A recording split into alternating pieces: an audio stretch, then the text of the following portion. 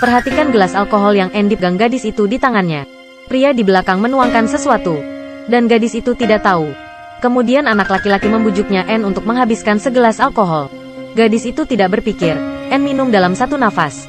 Kemudian dia bangun N dan ingin pergi ke toilet. Merasa sedikit pusing lagi. Katia mengira dia mabuk dan ingin pulang. Pada saat ini, ketiga anak laki-laki telah melepas topeng lembut mereka. Mengungkapkan sifat nafsunya. Pada saat yang sama dengan N paksa menyeretnya ke kamar tidur. Lalu memperkosanya. Katia yang malang, N tidak dibebaskan sampai malam. Sebelum pergi, seorang bajingan bahkan N memasukkan uang ke dalam sakunya. Di mata orang sampah ini, uang bisa membeli segalanya. Tapi Katia tidak terlalu N peduli dengan uang kotor mereka.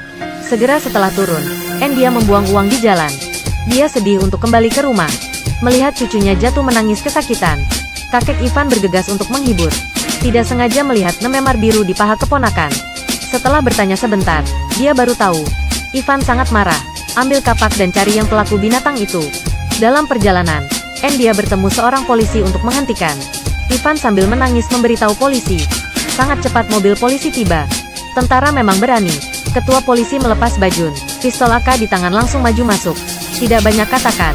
N hancurkan pintunya langsung masuk. Tiga bajingan yang langsung takut pipis. Bergiliran mengakui pelanggaran. Saat itu ketua polisi inginkan N mengantar mereka ke kantor polisi. Direktur secara pribadi campur tangan lagi.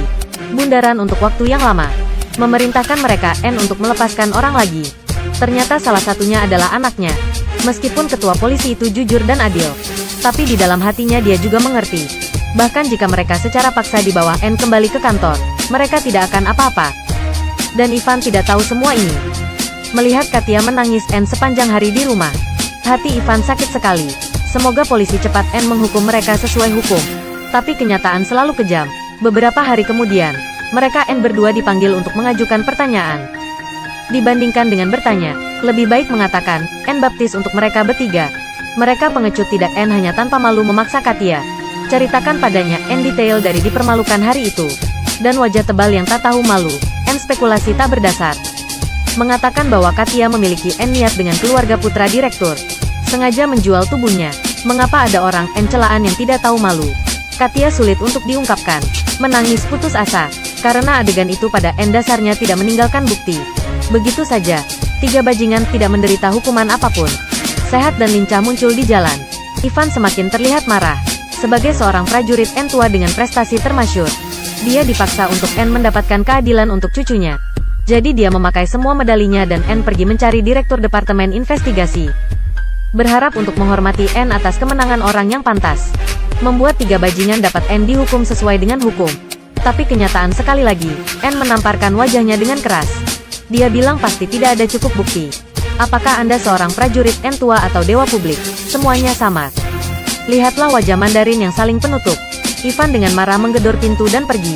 Dia harus menggunakan caranya N untuk membalaskan dendam cucunya.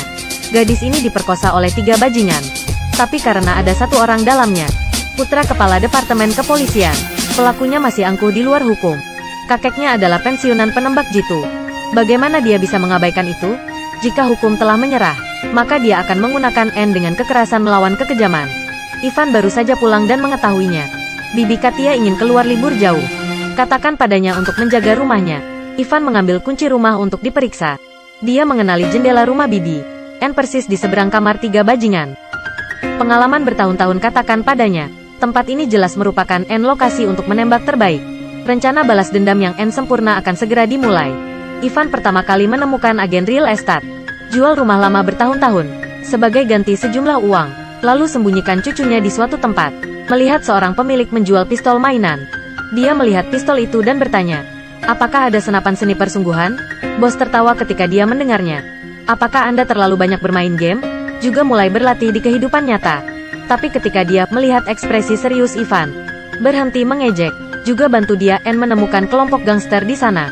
Setelah mereka mendengar cerita Ivan, sangat setuju. Segera membawanya ke gudang yang sepi. Ivan dengan kehidupan N pertempuran bertahun-tahun. Tentu saja, pahami N senjata seperti punggung tanganmu. Ivan memilih senapan sniper yang paling dikenal. Tembak 3 tembakan berturut-turut. Gangster di sebelahnya N memujinya semakin tua dia, semakin panas dia. Setelah pulang, Ivan berpura-pura tidak ada yang salah. N menyembunyikan pistol di lantai bibinya. Langkah selanjutnya adalah memahami nara tindakan musuh. Melalui banyak hari pengamatan, dia telah memahami kebiasaan N mereka bekerja dan beristirahat. Setiap Rabu, mereka semua N di rumah mencari kesenangan. Hari ini adalah waktu N terbaik untuk membalas dendam. Seperti biasa, Ivan turun ke N bawah untuk menonton pertandingan catur. Setelah beberapa saat, mereka datang. Sementara semua orang tidak N memperhatikan, Ivan menyelinap pergi. Lalu ambil jalan pintas N cepat ke lantai seberang.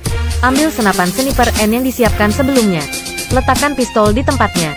Melalui cermin bidik, 3 orang laki-laki N sampah dapat terlihat dengan jelas.